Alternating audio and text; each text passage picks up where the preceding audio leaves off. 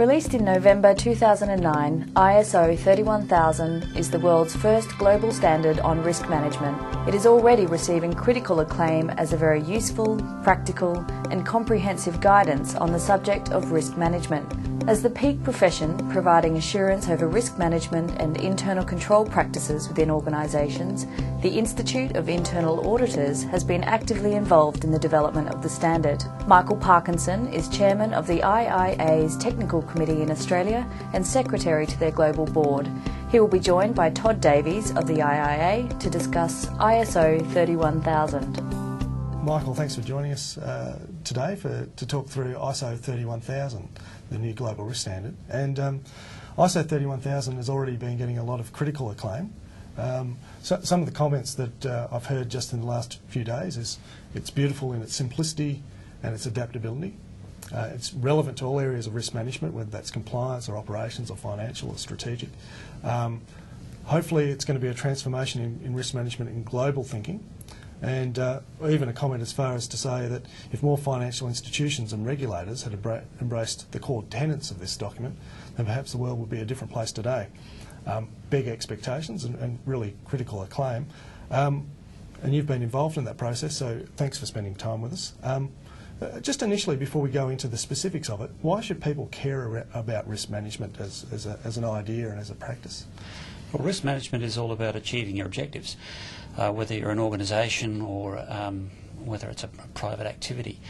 It's about thinking of the things that might impact your objectives. It's about thinking about how the environment might change and change the way you need to do things. It's, if you like, preparation for the future.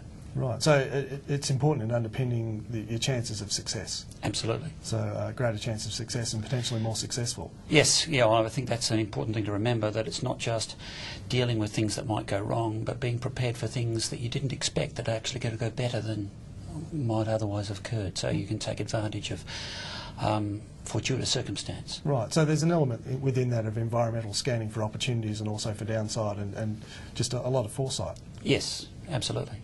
And remembering everything is linked to what you're trying to do.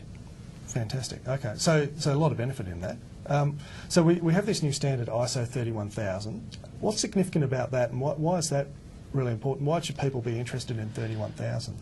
Well, I think the important thing about ISO 31000 is, in fact, the first three initials. It is an international standard, and it's the first time we've actually had a truly international standard on risk management. There have been plenty of risk management standards about, but this one puts everybody on the same page. It uses the same language universally. It treats the concepts in the same way, and it's a benchmark or a common platform for everybody. It's authoritative guidance, isn't it? So It is authoritative, yes. Although it's not something which you can certify against, but it's authoritative in that this is world expertise saying this is the best way to go about it. Right, but it's a multidisciplinary approach on this, isn't it? Because quite often with risk, it'll come from an OH&S standpoint and maybe an auditing or an accounting standpoint, but this is holistic, isn't it? This is holistic, yeah. Real broad church. I think when I think about the Australian Committee, which I serve on, has firemen, it's got mathematicians, it's got engineers, it's got sports and rec people, so it's quite a range of things, and the odd auditor too, like me.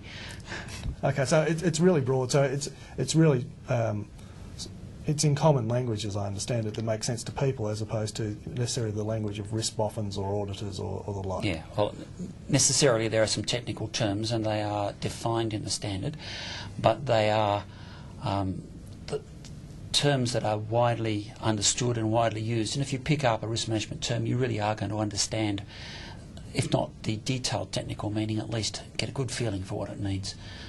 Necessarily with a standard you've got to define things quite tightly, but it is common sense expressed in common language. Yeah, and it is tight actually in terms of the definition. It's a very pithy document. It's very dense, I think it's probably the right word.